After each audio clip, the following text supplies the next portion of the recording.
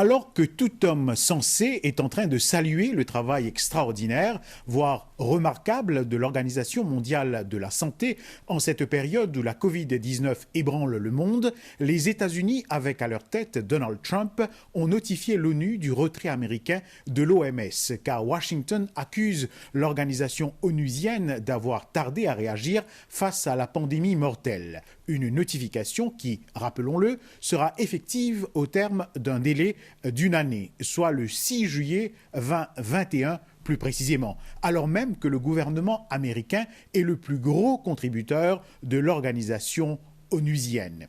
Que veut démontrer le président américain à travers ce geste? Après avoir sous-estimé ou minimisé les risques associés à la Covid-19, après avoir mal géré et se retrouvant au final aujourd'hui avec un bien triste bilan en termes de victimes, et pour ne pas perdre la face, il doit à tout prix indexer quelqu'un et dire que la faute ne vient pas de lui, mais plutôt de la Chine ou de l'OMS. Certains observateurs sont d'avis qu'il a trouvé en la personne du directeur de l'OMS un vrai bouc émissaire, quelqu'un à qui faire porter le chapeau pour sa gestion catastrophique et dénuée de logique de la crise. Et comment manifester sa colère? Pour lui, le geste est simple: pénaliser l'OMS. Mais au-delà de ce geste, nous comprenons que cette menace de Donald Trump date de la fin mai de cette année, du moment où il a commencé à critiquer l'OMS de se montrer trop indulgente avec la République populaire de Chine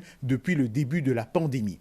Est-ce là un signe de jalousie ou de proximité que lui ne peut entretenir avec les instances internationales ou les dirigeants du monde? Le président américain est en tout cas très critiqué par les dirigeants internationaux pour son geste, surtout en cette période critique et pénible, car la Covid-19 ne doit pas être un prétexte pour régler des comptes. Cette lutte a en effet besoin d'une coopération renforcée.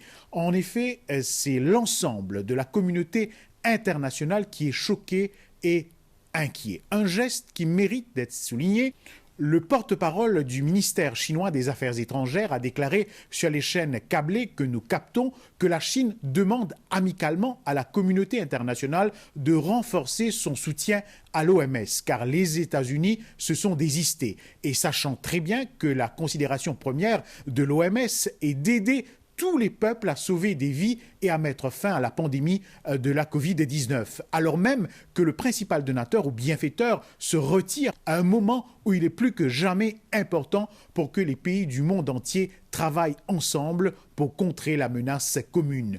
En analysant l'action et pour pousser plus loin la réflexion que certains qualifient de mesquinerie propre au président des États-Unis, ce dernier reproche au patron de l'OMS, Tedros Adhanom Ghebreyesus, d'avoir échoué à réformer l'organisation. Mais est-ce là le moment de parler ou d'évoquer la question de réforme de l'OMS, alors que la pandémie tue quotidiennement? Ne cherche-t-il pas à provoquer des incidents diplomatiques majeurs alors qu'il s'est déjà mis à dos de nombreux dirigeants internationaux? Jalousie maladive ou manque de vision ou de stratégie? Est-il déçu de voir la Chine gérer la pandémie avec tact, rigueur, savoir-faire et fermeté, alors que lui, il n'arrive pas à concéder l'échec de son système de santé publique avec un très triste bilan de la mortalité? En se retirant de l'OMS, le gouvernement de Donald Trump ne réalise-t-il pas que, par ricochet, il consolide, façonne et renforce le pouvoir de la Chine au sein de l'OMS, mais aussi un peu plus au sein de la communauté internationale? Ne réalise-t-il pas que le geste va entraîner de graves conséquences pour de nombreux pays en développement, car cela suscite et a suscité de vives remarques et les réactions négatives pleuvent à travers le monde suite à ce désistement?